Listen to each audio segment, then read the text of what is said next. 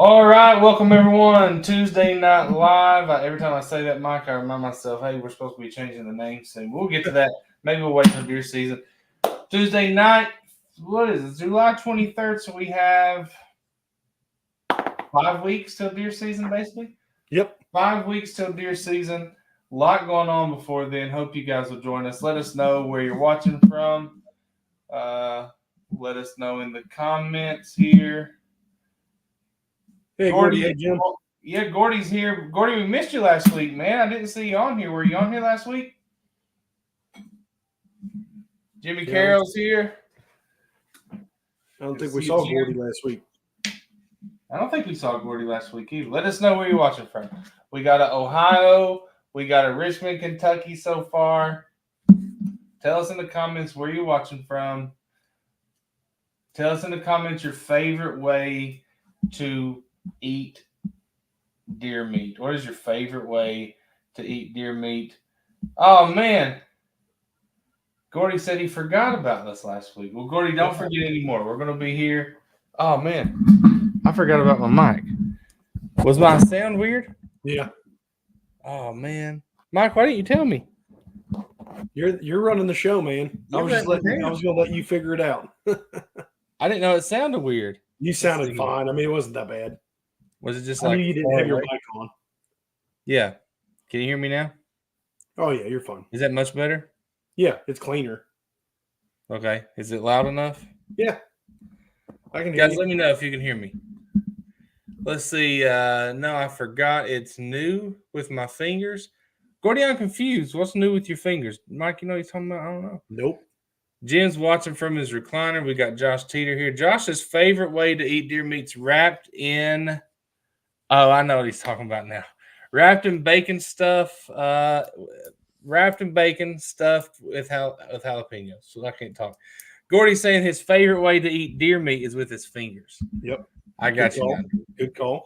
Jim says deer burgers, tacos, deer roast with rice, and backstrap on the grill. All right, let us know where you're watching. Let us know your favorite way to eat deer meat. We're talking – I talked to the guys in the group chat today. Mike, you were in there. Yep. And said, hey, what do you guys want to talk about tonight? What do you think? We had some questions come up about early season deer hunting, which can be, hey, it could be, what are you doing scouting right now? Are you setting up your stands? Are you setting up your cameras? What do you got going on? So let's give some folks time to get on here. We've got about 10 so far. I think that number will probably improve. Mike, have you got all your how many cameras you got out right now? Just one? Yep, just one right now. Yep. Just got the good old Tacticam out there. Fact is, I think the battery died. I've since stopped receiving pictures, and that last time I checked it said I had 10% left. So I have a feeling I got to get down and check it. Are you using the lithium batteries in it? Or just I'm probably just using like Energizer Bunny batteries. Yeah, you can't. I mean, you have to use the lithiums. If you don't use the lithiums, they're going to run out very quickly. Yeah, I think I put that out probably back in early June, and you saw you know how many deer pictures I've been getting. So yeah, it's definitely wearing it out. Yeah. Dwayne Bess is here. What's up, Dwayne? Good to have you, my friend. Mike Fancher says he's seeing some young turkeys on camera. If you're in Kentucky, Mike, let us know where you're watching from. If you're in Kentucky and you are seeing hens with poults, don't forget to fill out the brood survey for Fish and Wildlife. Give them some info. Let them know what you're seeing. That goes a long way. There's only so many of the Fish and Wildlife dudes. They can't see it all. So we have to be their eyes and ears sometimes. So let them know what you're seeing. That'll help us during turkey season. Jim says, I use regular this time of year and switch to lithium in the fall. Man, lithium batteries are so expensive. I mean, they're outrageous. I found some off-brand ones at Amazon. I'm going to try. Yeah, they're blue and white. I don't know what brand they are. I can't remember. Mike lives in Hart County. Josh says I got 16 cameras out looking for one deer. No luck yet. So, 16 cameras. Are they all cell cameras? That cost you a pretty penny right there. 16 cell cameras. It would stack what kind of cell cameras do you have, Joshua? Let's see. Joshua Brownfield says, any suggestions for getting access on private land? Knock on doors and ask, brother. That's really the only way. You know, here's what I would do. I would pick out where you want to go. Pick out maybe 10 or 12 different places. Have a plan. Go to their door, have a plan, rehearse what you're going to say, and let them know that you will respect their land. You will let them know what you want to do. Like for me, there's a couple places around here where I live where I'm going to take my oldest daughter and me are going to go.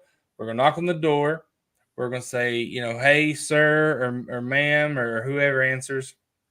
And hey, every time I drive by here, I notice there's deer out in the field. My daughter and I here, I'm trying to get her into deer hunting. I hunt several different places, but we live 10 minutes from here. And I was just wondering if there was an opportunity maybe to come here and hunt and just kill a doe, or, if you guys don't hunt it, we can talk about, how you would like us to approach it. But, just want to ask. So I don't know. That's what I'm going to do with my daughter. But Michael, do you need suggestions? Yeah, I mean, some of the things that my family has done in the past, and it was a little different. This was, long story short, it's kind of funny. Back in the 70s, when we started hunting a farm in Owen County, my family, not myself, I was not existing yet, but back in the 70s when they stumbled upon a property. So they were down in Owen County and they were staying at Eagle Creek Campground, and the owner of that campground pointed to a lot of different properties up on the hillside. And he basically just said, hey, as far as the eye can see, you can hunt all that. Well, lo and behold, back then it was hard to find deer sign and deer tracks. And they were on a property and they found deer tracks. So they set up. Next morning, a farmer's son comes down and catches them. And they're not supposed to be, on that farm. They don't have permission really, but they thought they did. So long story short is my grandpa got down out of his tree and went directly back to the house, the farmer's house, with the son and apologized and, told him what happened. And they got directions from someone else that they could hunt there. And obviously that was untrue. So he apologized. And so what they did was they had a conversation about doing farm work. The farmer had tobacco at the time. So they started doing a lot of things for the farmer. And the farmer said, hey, I tell you what, this does happen often where that guy sends people to my property. And, we find people on the property all the time. You are more than welcome to hunt my property if you help keep other people out, and also shoot does because, they jump fences and tear up my fences. I got cattle as well. So they came to an agreement that we would focus on shooting does first and not shoot bucks right off the bat. So they came to an agreement and we had hunted there ever since. So, you can offer, if you see an elderly farmer that may not be able to get out as often, or you see something that needs to be done, maybe your neighbor and you drive up and down the road every day and you see, maybe he needs some help doing something, you could just offer it. And, maybe the topic of hunting comes up and if you're working and getting after it and using a little sweat equity for that person, they might be willing to do that. Yeah, I think that is, Here's what I would say though. Whatever you do, because we've just seen some of this the last couple of years, whatever the landowner allows, you need to get it in writing. Right? I think that's number one. So if the landowner says, hey, you can hunt, let's say he has 100 acres and he has some fencing and stuff, and he says, hey, you can hunt these 75 acres I have back here all the way up to the corner of this fence line. You can hunt all that anytime you want. Just let me know. You literally need to get all that in writing, because if something happens, what we've seen in the past, let's say you don't get it in writing, you kill a state record buck on his land and he says, hey, you didn't have permission to hunt here, and you have no evidence. Well, now he has a case, right? So we've seen some, I won't say sketchy on any particular people's part, but we've seen some things happen over the last couple of years where that's come into question.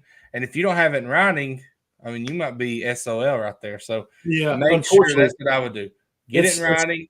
Yeah. Exactly what you're allowed to do. If you're allowed to hunt the entire property, it says entire property. If you're allowed to hunt a certain portion, get it in writing, and you're good to go. Times have changed. I'll tell you that. Don't trust a handshake and spit on your hand and shake. It ain't gonna work anymore. Times have changed, fellas. Yeah, Whitetails Up on YouTube. Thanks for joining us. I don't think I've seen them on here before, but we sure appreciate it. Says, hey guys, I've been seeing a lot of bucks this year driving around bean fields more than normal and a lot bigger. Any thoughts on why rain this year? Last year's acorn crops. I don't know, Mike. What do you think? Whitetails Up. First of all, let us know where you're watching from. If you're in Kentucky, let us know what part. If you're in a different state, tell us where. We appreciate you. Gary Kite and Chris finally showed up. They were in the group chat talking. I was wondering when they're going to be here. So Whitetails Up says he feels like there's bigger deer he's seeing this year. Maybe they just survived. Yeah, part of it is, depending on the area that you're in, management of the area, even neighboring properties, maybe. He says bean fields, so I'm going to guess Western Kentucky. Yeah, could be soybean fields, a little bit more heavy. Yeah, Crittenden County. But I think it's probably it was a massive acorn crop. I don't know that would equate to, and our good buddy Kyle Sams would be able to answer this much better. I asked him if he could come on tonight. He's our deer expert and biologist. But I would venture to say it's probably more so the age of the deer, the number and the age of the deer that you have. So there's a lot more deer that are a little bit older that might be around. Yeah. Plus, maybe at the time that those antlers really started growing, there was a lot of things that they were getting, such as clovers and other different forms of nutrients. If you got minerals out, those are obviously going to help. But more than likely, it's just because a lot of bucks survived and they're a year older. That's kind of my very unscientific explanation of that. Pendleton is a very good deer hunting county too. Yeah, so, Pendleton's great. Yeah, that's part of it. Just the access those deer have to nutrition-rich food, I guess you could say. And I think we meant to say Crittenden County, but yeah. What did I say? Pendleton. Pendleton. Sorry. Good. You're good because Pendleton's good too. Are they close? No, Crittenden is in northern Kentucky, but not Crittenden County. Exactly. So the county there's that's different than where I'm Crittenden County. Okay. So, my bad. Anyway, to break that down real quick, Crittenden there's a city named Crittenden up here in northern Kentucky, and there's actually a WMA that John and I squirrel hunt on occasionally. Lloyd. I don't know why I said Pendleton, but anyway. Goomer22 from YouTube, also from YouTube. Thanks for joining us. Goomer says, put cameras out for the first time this spring. Can't wait to check them mid-August. What's going to be really cool about that, Goomer, if this is your first time especially, is the bucks that you see show up in spring might just have some nubs on there. And then when you check them in mid-August, you're going to have some good-looking, some great growth. You'll be able to see how those animals have grown, and that's always fun. That's a lot of fun. Josh Wilson's here, says, what's up, fellas? Mark Lilly says, seen some really good deer on public land today. Mark, just shoot me a message. Let us know where. I can probably have some guesses up his way, right? But yeah, one question that someone asked today. Let's go ahead and hop into a few things. And listen, if you're watching, we got 20 folks watching, 22 people watching. If you are watching, or if you're on your phone and you've not click the screen so we know that you're watching, and answer these questions. Hop in here with your questions, your answers, your comments, your opinions, good, bad, ugly. We don't care. We like them all. So what Chris says, I think it's cool watching deer grow from spring to fall. Absolutely. What's the best part is seeing a deer in spring, watching it go through summer, watching it shed velvet, and then seeing a photo with someone who had killed it in the fall. Like, it's full circle. It's awesome. But one of the questions I think Chris asked us today is, if you're hunting early season, Stephen Goebel's here. Glad Stephen's here. Stephen, I meant to text you the other day about the squirrel hunting tournament. So we'll talk about that a little later. J.K. Hall talking about wild hogs in McGoffin County, about to take him out. That's Don't not good. seem to bother the deer so far. Well, they will, brother. So if you're hunting early season, here in Kentucky, even Tennessee, anywhere in the southeast for sure, even up in Ohio, September is super hot now, right? We go to camp we went to camp 2 years ago. We had camp opening weekend of archery season, first weekend of September. It was miserable. The bugs, the heat, it was awful. And so question today was, if you're hunting early season and you shoot a deer, obviously it's archery, right? That deer runs off. You're going to give it some time. You know the drill. How long are you comfortable with that deer laying out there before you go and you field dress it and you put it in the back of your truck and take it home? I would say two parts of the question. First of all, how long is too long to wait before you field dress that deer? I think that's the first question. Let's say it's a morning kill, or let's say it's a morning or an evening. So instead of being 95, it's 85, right? It's cooled off a little bit, but it's still hot. What do you guys think? How long before you absolutely have to get that thing field dressed before you start to spoil it? Mike, what do you think? If I guess there's a lot in the hypothetical there, but say I know that deer's down, I'm getting down and I'm going straight to it. I'm field dressing and I'm getting it out. And well, let's say that you might. Let's say that you're not sure, because a lot of shots, September's thick. You shoot it, it takes off bounding out 40, 50 yards. You never really hear it crash and fall. You think it's probably laying there dead. You made a good shot, but you're going to give it an hour. I think that's the rule of thumb, right? Give it an hour. So you give it that hour, and then so let's say you have that hour buffer there. How much more time until you're like, okay, if I have to find it? I like to try to have it home and to a processor in 3 to 4 hours. Okay, so you're saying 3 to 4 hours max. Chris says the flies are worst early now season. Yeah. What do you guys think? What is the max time? Gordy answered. He said 24 hours max. So Gordy's saying, well, if you shoot it in the guts and, it's out there, you got to let it rest. Steven says hopefully less than an hour. Is there a point, Mike, to where you're like, okay, let's say you can't find it. Let's say it's off in some thick things. Is there a point to where you're like, you know what? It's just been too long. I'm just not even going to. I'm going to leave it to the coyotes. Yeah, so far, thank God. There's been obviously situations where I've not been able to find deer. Period. Unfortunately, that's happened. If you've hunted, yeah, it's terrible. But if you've hunted long enough, that has certainly happened to you more than likely. But luckily, I've not been in a situation where a deer has been laying like 9 hours or 10 hours, and I've had to make that call. But honestly, if I was in a situation where I found a deer 8 to 10 hours later after shooting it, I would be nervous at that point, especially if it was a morning shot and went through the heat of the day. Just it's like 5 o'clock. Yeah, I'd be worried. Now, would you still try? Would you still? I would. Yes, I would. I would take it. I would take it to the processor, and then I would tell them exactly what happened. And they're pretty much experts, probably more. Yeah, they'll figure it out because they see them. They see different things in situations. So I would get their expert opinion to see, what can be done. And if he tells me, man, this ain't going to be good, then we would have to make a decision. But I would definitely get an expert opinion. I wouldn't just make that decision on my own. So Arian's with you. I think we all agree faster the better. Jimmy says, hey, you know what? They're killing deer down in Florida and it's 100 degrees. So, you got time. But let's say you shoot it and you kill it and you field dress it and you want to keep hunting. How long can that field dress deer?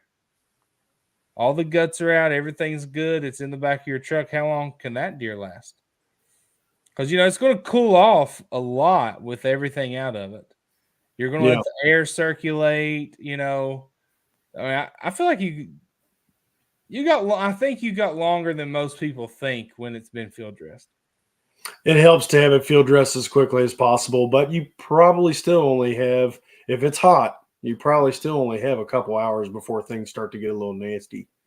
Jimmy says, "Are you putting ice in it or not?" And I Mike, you love always have a not, I guess, not an opinion on this, but I know your processor is dead against it. Yeah, I love this question. So I have a processor that if he knows you've put ice in the deer meat, he will refuse to do the job. What do you He guys just think about that?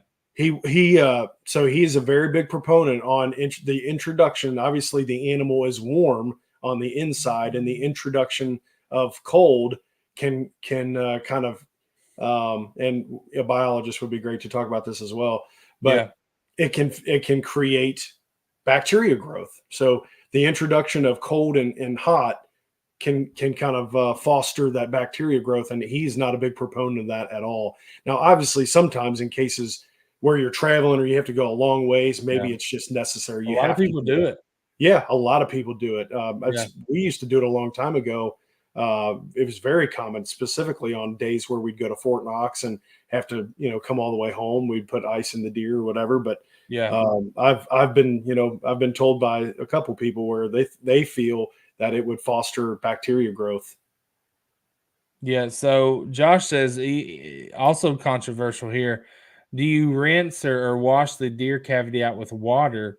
Um, I've seen a lot of people do this, especially like if you have to drag the deer a long ways and it gets nasty, you get grass and all that inside.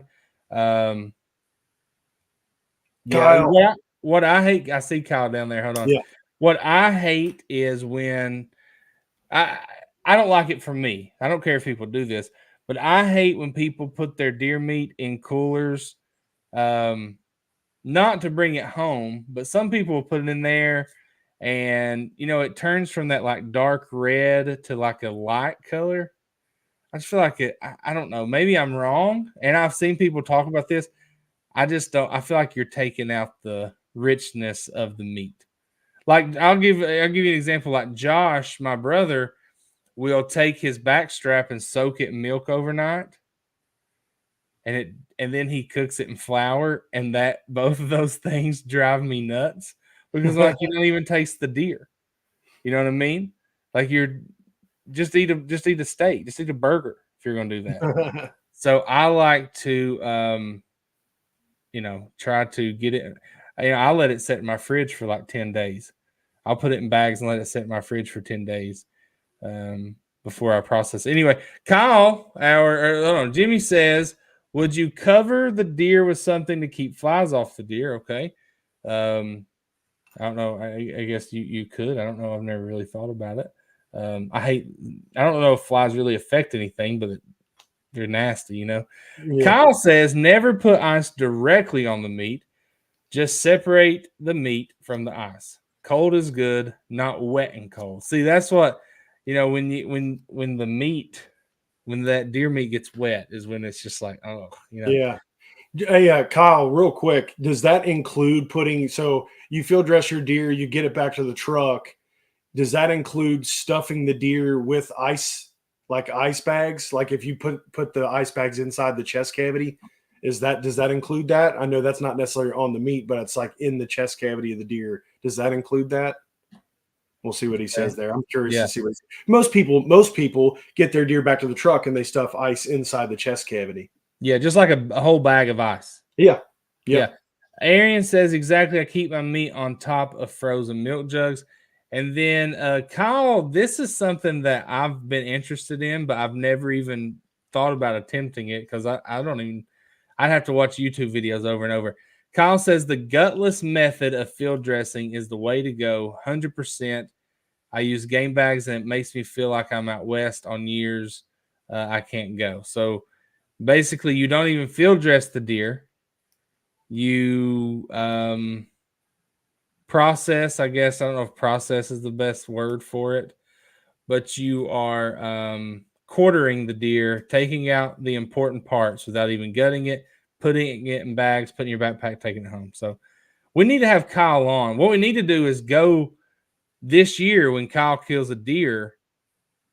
Well, he probably does that in the field. Never mind. We need to get Kyle on. We need to have Kyle take us through this process. Kyle's going to try to come on. Rich Storm's coming on next Thursday, the 30th. Maybe we can have Kyle on August 6th. That'd be good. Mark Lilly sent me a message with the big buck blueprints. I'll be checking that out, Mark. I appreciate you. Mike and I may have to go up there and get on it, Mike. I'll go with you, buddy. That's for sure. Kyle says stuffing the bags in the chest cavity essentially does nothing that is not where the meat is at. Right. That's kind of what I was wondering if that was There okay. you go. Okay. Ice bag melts into water. Yep. True. I hate that. Arian, I hate that. We put ice in garbage bags, keep water off meat.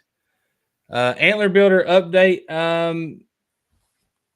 As far as finding out where they have it in stock, Jim, I meant to ask you, Jim, if there's a store that you go to. I think you said between Richmond and Lawrenceburg. Chris is also asking about a store in Lawrenceburg, and I was going to call. Actually, I have 3 stores I got to call. One is Mike's store. It's in Crittenden, right? Yeah. And then another store in Owenton, and then a store for Chris, which is in Lawrenceburg, Jim. But I didn't get a chance to do that yesterday or today. So I've got to do that tomorrow on my lunch break. Anthony says, hey, guys, late to the party, have baseball practice. Anthony, are you too old to be playing baseball? That's funny. I just dove at a tryout yesterday. It wasn't my tryout. It was just I was Mike, trying out. Mike, you just need to get in a good adult softball league. I used to play some. That's for sure. Chris says, I do the butchering myself. I'll try to have it dressed and in my truck within an hour. I have a 20-minute drive to town. I buy ice and another 10-minute drive home. So, and Paul says, the butcher and slaughterhouse wash it out with the water hose. Yeah. Yeah, I have no problem just washing it out with the water hose. You know, deer can get pretty nasty if you have to drag them. Mm-hmm. I'm really interested. Does anyone else other than Kyle? I'm going to guess the answer is no. Does anyone else use the gutless method? Mike, do you even know what that is? Yeah. I know what that is. I don't use that method, to be quite honest with you. And I'm going to sound this is not the way we used to do it, but obviously as my uncles got a little older and things, we now have methods of getting animals out fairly quick with machines and ATVs and whatnot. But back in the day, we used to drag them out, but we would field dress and drag because obviously dragging a long way can be very, very difficult. It's taxing, yeah. But nowadays, you know, we basically, a lot of fact is down at my uncle's, he doesn't even like the gut piles laying around on the farm. So he'll just go take the machine right up to the deer. We toss it on and we come all the way back home, and he field dresses them closer to home. I'm trying to find like a, something I can share for those who don't know what it is. I mean, if you ever watch like a show like Meat Eater, they'll do that sometimes if they're killing an animal, they're having to pack it out. Yep. So let's see. Someone said I have once. Let me see. Steven says he has once.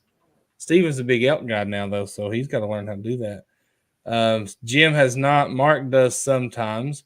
Tim says, I don't usually start hunting until the cooler weather gets here anymore. But when I used to hunt early season, I always covered the mouth, nose, entry, and exit wound in black pepper. It keeps the blowflies away. All right. Everybody has their little tips and tricks they do that either you learn from your dad or uncle or grandpa, or you just kind of figured it out on your own. Yep. Josh likes to use the gutless method on does. Mark says hang up and skin without gutting. Basically, yep. My son PJ does it. That's PJ's the one who was on a couple weeks ago, Paul Jr. I have a couple of times on public because I'm getting too old to drag one out too far. Right. So you skin it, debone it, leave the guts in, pretty much. Right. Kyle says leaving that gut pile in the field is a good way to bust some yotes. That's right. Gun season, we're not as big of a stickler. So, or usually early seasons when we don't really leave the piles laying around. But gun season, we will. Typically, deer don't pay attention to them, and it is a good way to lure a coyote in. There you go. So, I think early season now, if like Mike, like I think we talked last week or the week before about quota hunts. I mean, there's going to be times late in the season where you, especially if you already killed your buck, You're trying to kill some does. You shoot a deer, let it go die, and just leave it alone until you're finished hunting. Yeah. Because the weather's cold enough, you can actually didn't you've killed deer coming in. Coming in to inspect the dead deer, right? Yep, I have. Yep, that was down at Rich WMA. Yeah, that was a cool hunt. See you, Jim. Jim's headed to bed. He's got to wake up early. Anthony works him like a dog there at S&S Tire. So, Jim, have a good night's sleep, brother. I need to come get my oil changed soon, Jim. I took when I took my truck down there to S&S, they worked on it. They did a fantastic job. And my speedometer hadn't been working. Like it would, I would be going like 45. It'd say I was going 75, right? Now it doesn't work at all. So I just have kind of gauge it, go with traffic. I drive mostly interstate. But I just realized, like, I don't know, 2 weeks ago, that my odometer is not working. So when I got my oil changed, I was like, man, I've not driven this truck much. And I looked at the sticker in the left-hand corner. I was like, the mileage has not changed since I got so I have no idea how many miles I've put on the truck since the last oil change because it's not changed. Nice. Anyway, I thought that's funny. It's an old truck. Kyle says, I typically use the gutless method on antlerless deer. Don't you love how we call them does, but Kyle calls them antlerless? Just to be technically correct, right? Because, some antlerless deer, you don't see the antlers, but they got the junk. And so Kyle is, he's a biologist. That's what he does. He says, however, when I take a buck, I don't use the gutless method, but I do tie the back legs together to help keep debris out of the chest cavity when I drag it out. Yep. There you go, folks, from the expert. Good stuff. And Dustin says, permethrin is your best friend. It is. It is. I can tell you 2 funny stories about Mike not using permethrin. One was more about his son. I told him Mike came up to this piece of private land that I hunted a few years ago, and we were trying to prepare a place for a food plot. And I said, Mike, I'm telling you, this place has more ticks than any place I've ever been. Now, Mike, I told you that like 10 times. I did. And I just soaked my clothes in permethrin before I went. And Mike forgot. He forgot to spray down. Well, not just forgot about him, he forgot about his 2 sons too. And if you know Mike's sons, if you've been around him at all, you got Caleb, who, if you're around him, pretty quiet, sticks to himself, has to warm up to you. And you got Wyatt, who is a bowling ball, is what I call him. He's like a bulldog. He's just into everything. He'll probably fall and trip and fall one time. Like that's him. Yep. And Wyatt would not stay out of the tall grass. And I bet he was not covered in ticks, but within 30 minutes, you were picking ticks off of him. Yeah, he had 3 or 4 on him. And he still wouldn't, he wouldn't stay in the places that we'd already prepared. He just had to wait on out there in the weeds. Mm-hmm. And then the other, if you were at deer camp 2 years ago, you and Josh, neither of you sprayed, and you had those little turkey mites just all over you, those seed everywhere. And thousands, literally thousands. That was hilarious. So yes, permethrin is your best friend. I need to buy a new jug this year because I'm almost out. And you know what? I use Sawyer's, right? The yellow canister. Yep. And I think right before I went to Fort Knox last year, they were out of. No, it wouldn't have been that. Maybe before opening weekend when it was hot. I don't know.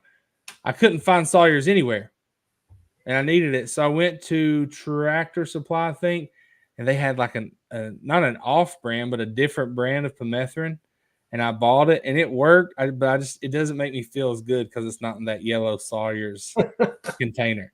I feel like that is the best. It's probably the exact same formula, exact same thing. Mark says, out west, I've seen them hang up deer in 70-degree weather in the shade for 3 or 4 days and still eat them. Some people are too particular. It's hard to ruin deer meat. Might have to cut a layer off, but inside meat stays good. There's a fine line between decay and tender. I'll say this, and my brother, he thought I was just stupid for doing this. I left some deer meat in my fridge for almost a month, and I got it. I just forgot about it. Now. I got a second part of that story. I got it out. I trimmed a little off. Fantastic. It was in there for almost 30 days, almost 4 weeks. So probably like 20, 25, 26 days. Now, right now, I'd accidentally forgot some deer meat in my fridge since last September. It's in there. Oof. And I'm terrified. I'm terrified to open the fridge. The reason I know is because it's in my garage. I have a fridge. I have a freezer beside of it. I went to the freezer and I was like, there's a smell. And when I reached down, I just put my head beside the fridge and I was like, oh man, there's something in there. And then I was like, oh man, I bet there's still some of that deer meat in there. Oh boy. Before September, I have to clean it out because I'll be feeling it. I'm scared. I'm scared. I would be too. One time when I was growing up, my mama kept a big deep freeze in a house that we had in like a building that she had behind the house. And my dad or my uncle one was working. It was working on the outside of the house. And what we figured was from him hammering, he had knocked the power cord out of the outlet. And like, I don't know, 3 or 4 days later, you could smell it. And literally when you open that deep freeze, it was just red water. And it was the worst smell in my life. And that's what that's going to be. Yeah, anyway. Brutal. Josh Teeter says, what's your favorite deer feed? Something besides corn. Mike, go ahead and tell him what ours is. Ours is Antler Builder for sure. And I'm not saying that because they, they're giving us free product or anything. I've been purchasing their product for a while, and honestly, it's their minerals. What right now is what we're allowed to have out. I'm using the minerals right now, and it is deer are visiting daily, night, morning, daytime, middle of the day. It's been amazing, and it's literally every day. I just was saying at the beginning of the show that my Tactacam batteries are dead. They've only been running for we're going close to 2 months now, but I've been getting pictures daily. So it's really good stuff. I really believe in it. And then when we can, you'll be able to start putting out their feed, and it's a great feed as well. The deer, I've used it a lot last fall, and they attracted deer to my camera every day. Yeah. So Antler Builder is what we use. It's what me and Mike use. It's what my brother uses. It's what most of my friends use who can get it.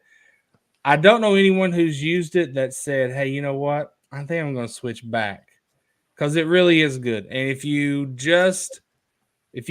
take what you use now, buy from Walmart, Tractor Supply, Rural King, wherever, and you take a bag of Antler Builder and you just open them both up, the quality of product is, you can tell, right? It's different. Now, if you're making, if you're going to the farm supply and you're making your own and stuff, or if you have your own farm, obviously that's fresh. And if it's working for you, do it.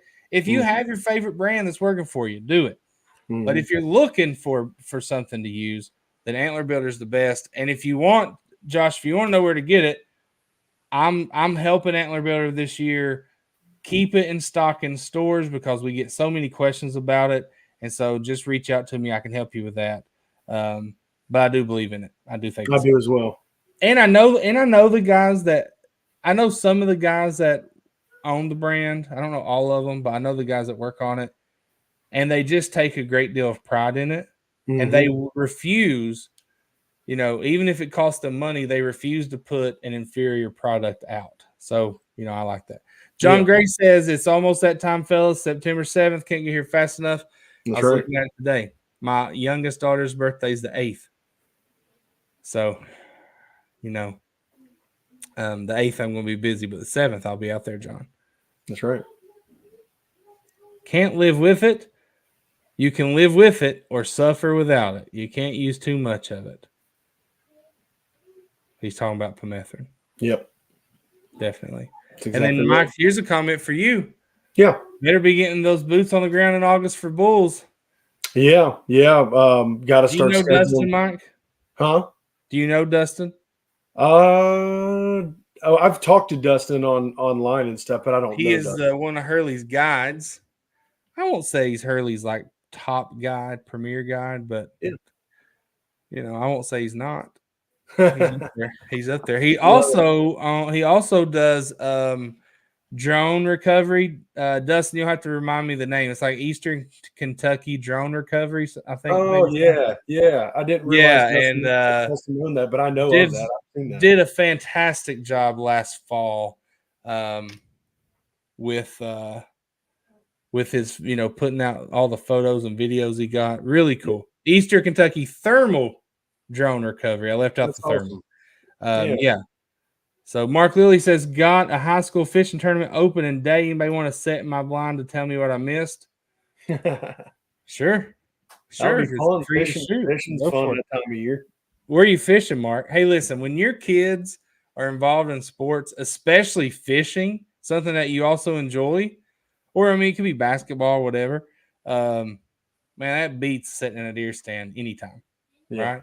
Yeah, that's cool. Now, unless they lose, then you're like, well, maybe I should have went deer hunting. Like if Caleb's pitching, hey, he gets rocked, the kid hits a home run, they're just you're like, you know what, Caleb, I should have went hunting today. We could have missed that one today, buddy. No, I'm just kidding. No, but Mark, I don't blame you. I wouldn't miss the fishing tournament either. Hey, so something else that people brought up.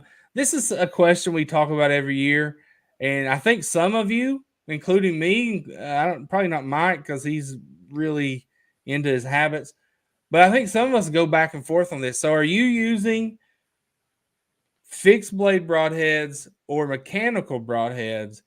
And my question is, have you seen the new broadhead from Bowmar Hunting or Bowmar Archery? It's called the Beast broadhead. There's like 2 in a pack for like $60. So that's expensive. But if you see these things, Mike, if you saw these, I know Hurley told you to get these certain broadheads for elk hunting. Mike, you need to look at the Beasts. Guys, have you seen these? Do you answer this in the comments? First of all, just type fixed blade or mechanical. What are you using? If you're an archery hunter, what are you using? And then secondly, have you seen the Beast? Oh, Dwayne Best has seen them. When I first, for some reason, for a long time, every time I would see Dwayne's name on Facebook, in my mind, I read Dwayne Beast. So when I first met him, I thought his name was Dwayne Beast, but obviously it's Best. Paul, both great last names. Paul says he uses Thunderhead fixed blade. Dustin uses fixed blade, Slick Tricks or Exodus. A lot of people use those Slick Tricks. Anthony keeps both around. See, I used to be a mechanical guy. Now I'm a fixed blade guy. I just feel like it does a better job. I know they both.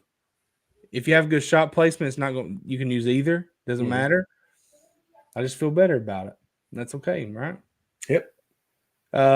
Josh Wilson, fixed blade, Magnus Stinger, and Black Hornet. Mike, jump in there. Let us know what you're using. Yeah, I'm very much a fixed blade guy. Always have. Always probably will be. I had some around. John, we've talked about this on the show. I'm kind of the show fuddy duddy. I'm set in my ways, and there's not a whole lot. He's on that straight and narrow. Yeah, there's not a whole lot of change that I put into my gear and my sets and stuff like that. So I pretty much stay pretty tame on my equipment.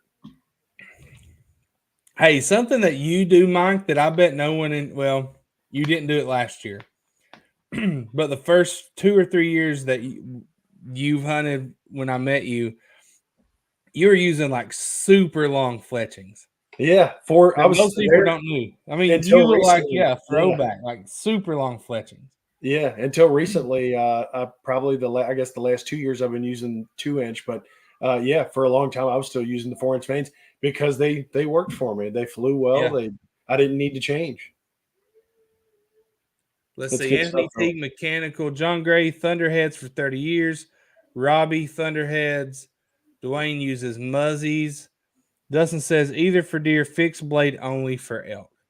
I noticed Dustin said Exodus for that because that's kind of what Hurley told me about elk is like they use those Exodus on those elks. Who makes the Exodus? It's the 3 letters. QAD. QAD makes them, yeah. Mega Meats. Now, people love those mega meats. That's what our buddy T-Bone uses. Mechanical. John Gray says, hit the spot. Doesn't matter where you use it. There you go. You're right, John. So is Dwayne the only one that's seen these beasts? Mike, did you look them up today? I haven't looked them up yet. No. Hold on. Let's see if we can get something on here. I can show you. But Dustin, back to your elk preparing for bulls. Yeah, in August I got to select a couple days to see if I can figure out what I'm doing and come down. I think we're gonna try to get together and come down and go down to the unit area that I'll be in. Oh, wrong button. Yep, almost lost you. Yeah, definitely got to try to come down and scout as much as I can. I probably won't have a ton of scouting time, but we'll make do and get after it. That's for sure. I'm gonna try. Well, I'm so busy in August. Yeah. And so I'm so busy in August. The days that I had to work Saturdays in August, I've moved. So I know August 3rd, I have the deer event with Antler Builder. August 10th. What do I have August 10th? Nothing August 10th. I'm open. August 17th, squirrel hunting tournament. Go sign up now. August 24th, the expo out in Pike County. And then the next is what? August or September 1st. Nothing. No, what would that be? Anyway, the first weekend of September open, and then there will be August 31st. And then it's opening weekend.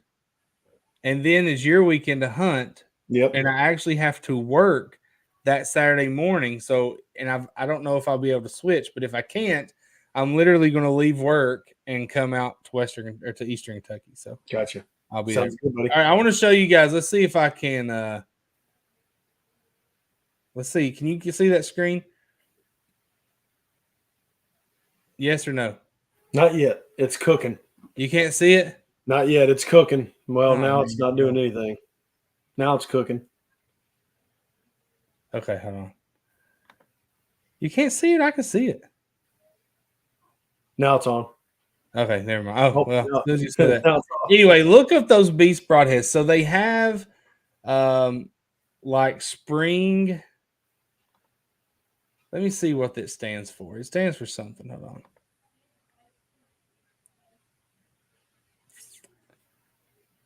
So yeah, it's 2 broadheads for $60.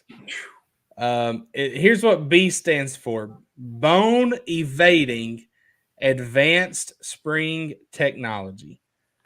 You got that? Bone evading advanced spring technology. So what happens is the broadhead, right? It's got the single point, and then it's got 2 blades that are tucked inside the broadhead. I can at least show you a picture here. Mm-hmm.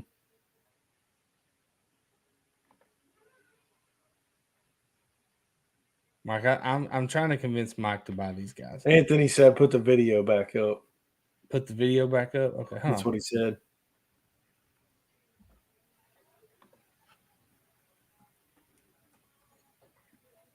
Let me just find a video. That's too long. We don't need a 13-minute video. I'd be curious to see like an impact. Like I'm sure the Bomars, they'll probably get some video of it. That's for sure. No, they have video of it. Oh, do they? I can't find it right now. Yeah. Oh, okay. I got you. It'd be nice to see like what the impact does or what the. Okay, hold on. Let's see if we can see this. Those are from Bomar B. Good poaching broadheads. Hey, yeah. I mean, they killed one with a spear, didn't they? Yeah, I think they have. Yeah, in videos. Yeah. Okay, Mike, you see this? Okay. Yeah. My Bomar archery. Okay, what makes this really, really special, it is the power that is stored inside the ferrule here. So check this out. Those blades deploy faster than any other broadhead. What we're finding with this can't break because they're in a spring. Deep pits. Yeah. These blades move around bone. It hits hard bone. It can compress down, go past the bone, and then be redeployed within 1/4 of an inch. When it goes through the ribs, it doesn't break the ribs. It moves past the ribs. So it's pretty incredible. I'm very proud of this and excited to introduce this to you. So excited for you guys to have the success I know you'll have this fall with this new broadhead. We're introducing to you the brand new Beast broadhead. So there's nothing like it right now. There's nothing like it. that has those springs in there where it literally, when it hits, it just folds back up and then it redeploys essentially. So, anyway, I think it's cool. I saw it on that video. He said it'd been like they've been working on them for like over 2 years. I saw another video where he said he's been using them and perfecting them for like 4 years. Anyway, I think they're cool. They're neat. He also said that, and here's the thing. I mean, the Bowmars, yeah, they've been very controversial, but they always have good products. Like they come out with some innovative stuff that people use and use a lot, like the kissers and now they have a nose one. They have like a mouth kisser. They have different products. But anyway, I think it's cool. I'm probably not going to buy them because they're so expensive. But anyway, I just want to show that. Mark said they're always in trouble. They've been in trouble a little bit. Hey, anybody got some? We got 8 minutes left. This time has flown by. Anybody got some good photos we can share? If you do, send them to me. Dwayne said he's going to have some of those at deer camp. Real quick. Maybe we'll see one in action. Yeah, August 17th. We're having our squirrel hunting tournament, and we're behind on signups. We're behind. And so we have some great prizes to give away, but we need people to give them away too. So please share that. I'm going to be sharing it like every day. We still got 3 weeks, so we got plenty of time, but I'm going to start sharing that a lot until people just tell me to stop. And I'd at least like to get 200 people, or I'd like to get 150 teams, which is 300 people. And we're maybe halfway there. So let's keep going. And we're giving away 2 air rifles, trying to give away 2 shotguns. I've not got anybody to commit, but I've got 3 weeks. I'll get it done.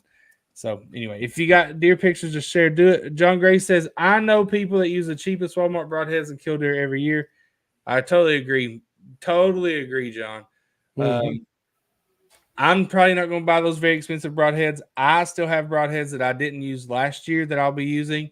And I'm also going to be using our crossbow this year.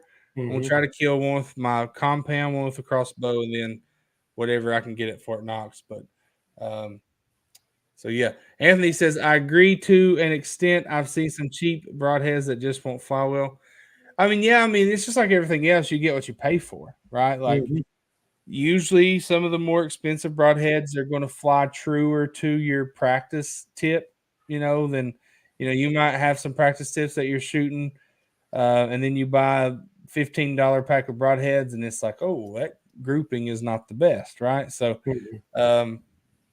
but again, like John said, if you shoot it right in there, tuck it in right behind the shoulder, with a good compound bow, it's hard to mess that up. If you make a good shot, you could probably use a little. You could probably find you a sharp, old school arrowhead and make it happen if you do. Guys that you are using low poundage long bows and getting it done. So your compound, man, those things fly.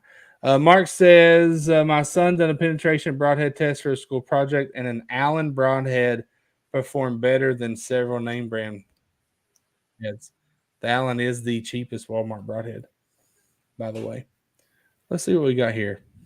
Dwayne Best has a beast to share here. Look at that right there. Now that's a nice deer, Mike. It is indeed. That is a good one. Now, when the season gets here, you guys can we'll start sharing these deer, guessing what were we doing last year, Mike? Guessing how old they were, or guessing? Probably guessing age. And I think there for a little bit, we might have been doing some guess score type stuff. Yeah. Can y'all see that? Wow. That buck in the back is great. Awesome. That's a great video, Gary. My Moultries, I don't feel like take video that well. That was just yesterday too. Well, I love that buck right there. That's by the tree there. That's a nice deer too. But yeah, I like that buck a lot. Yeah. Yeah, that gets me very excited. Very excited. Who else has got something here? Anybody else? Let's see. Anybody else send something? Those are the only 2 I saw, but.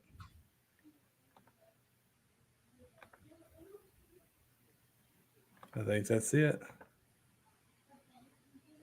Well, Yeah, fellas, my camera is dead, so I got to get some batteries back in there.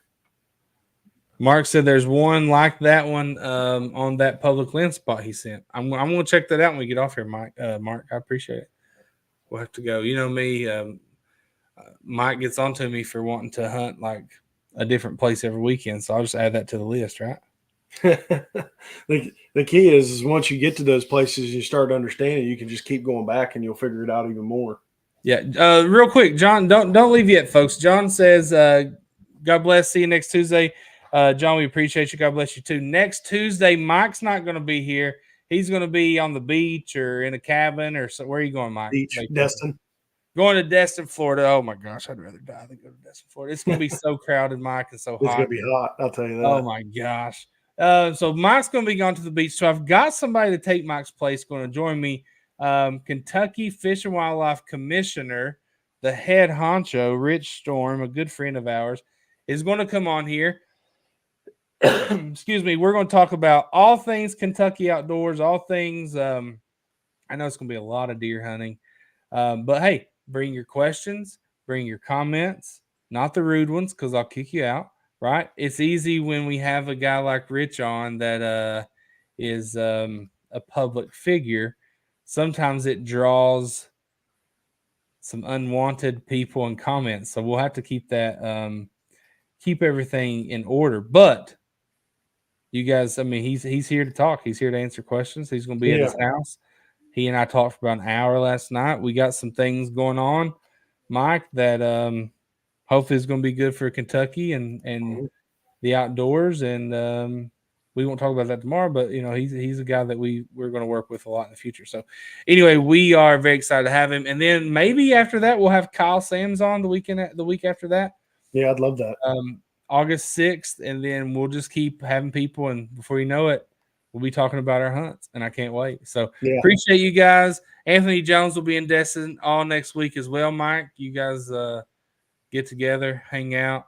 Yeah, I forget what area we'll be in. I'm assuming we'll probably be in the Navarre Beach area, but I'll keep you posted, Anthony.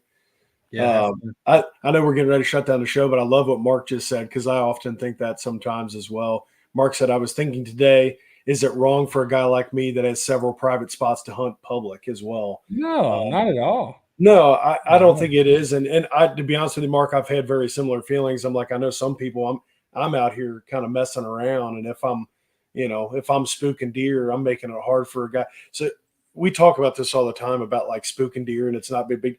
I swear, man, even when I'm on public, I try to do my very best to do nothing that's going to disrupt deer movement, unless I'm taking a shot, of course. But you can't avoid it sometimes. It happens. But because I'm always trying to think of the other guy, and I don't want to go in there and just storm and leave scent and clunk around. And I'm trying to be careful and not disrupt the woods for other people that may not have other places to hunt. I think everyone, though, if you're a deer hunter, and you want to, if you don't want to, don't. But if you want to, I think you should try. It's just different, right? It's a different challenge, different factors, and I think if I owned private land, and this is just me, if I owned private land where I hunted the same spots every year, I patterned my deer, I had feed out, I had food plots. Those things are fun. There's so many more fun things to do there than just hunt. Like putting your food plots in is fun. Watching them grow year after year is fun. All that is and it's hard work, right?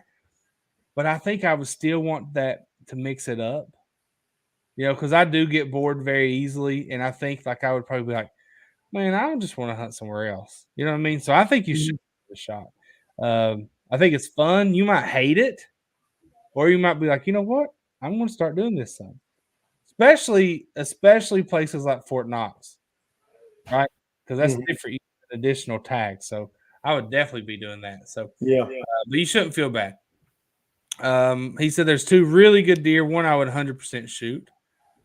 2 really good deer means 2 that I would 100% shoot. Mark's standards are higher than mine. That's okay. Chris says I feel weird hunting public land only because I have private. No way, Chris. You should go with me sometime. Tony says, I went away from solar and use external 12-volt lithium 10 AH batteries and weatherproof boxes now. I need to check We'll that never out. go back to solar panels. I've not used solar panels either.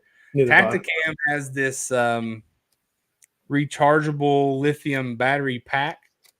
Excuse me, that's supposed to last the whole season. So I don't know.